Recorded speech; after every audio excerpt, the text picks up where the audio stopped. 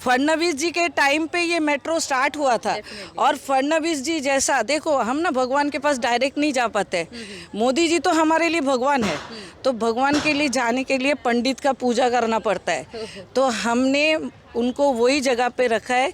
सच में देवेंद्र फडणवीस जी के लिए हम सभी ग्रेटफुल है। बोलो मोदी जी का जितना भी काम है 10 साल से जो कर रहे हैं, किसी का साथ कोई कंपैरिजन ही नहीं है।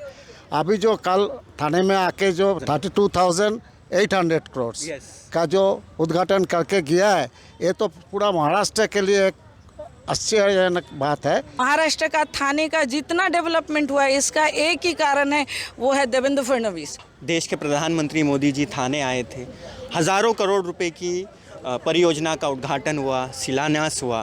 क्या कहेंगे मोदी जी के बारे में? ये बहुत बड़ा प्रोजेक्ट है, 32,000 करोड़ का है उनका। और दूसरा चीज़ क्या होता है कि कंट्री का जो डेवलपमेंट के लिए ये चालू होता है, गांव गांव से सिटी, सिटी से एक डेवलपमेंट होता है एक पूरा देश का।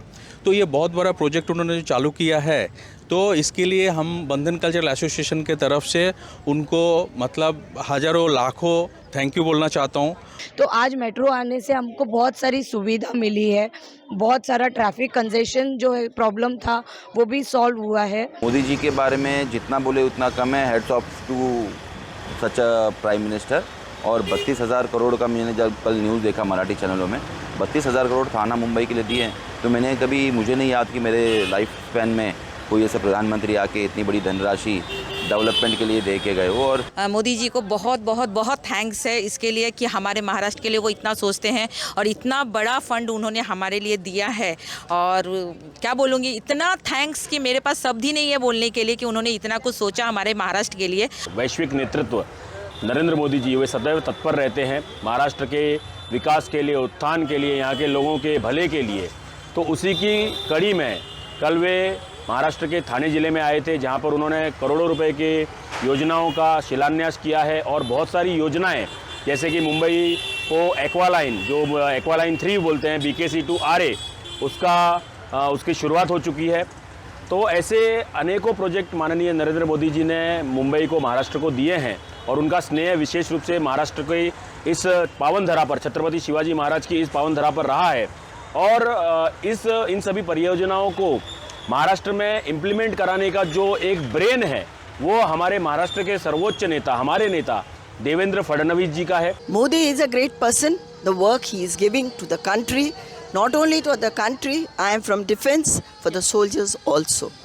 So I am very grateful for this entire Thane, Mira Road and Bhayandar. He has spent a lot of money. The travelers were facing really a hectic time, especially for the ladies. You know, for them to look after the home front, to look after the business front, it becomes very difficult.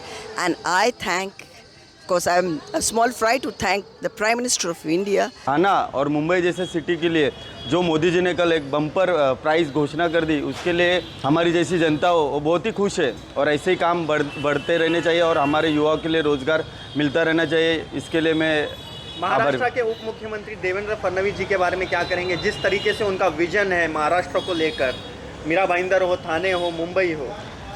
Devendra Fadnavis जी के लिए बोलने के लिए तो मैं एक छोटा सा एक आम नागरिक हूँ, लेकिन उनके बारे में बोलने के लिए तो बोल सकते हो तो सुपर मास्टर ही बोले जाते हैं महाराष्ट्र के लिए, राजनीति गुरु माने जाते हैं। ये सब जो योजना लाने में महाराष्ट्र के उप मुख्यमंत्री श्री देवेंद्र फडणवीस जी थे, उनकी सब योजना थी। और कल मोदी जी ने आके उनको घोषणा को मतलब शुभारंभ कर दिया। ये हमारे लिए बहुत ही आनंद की बात नहीं है।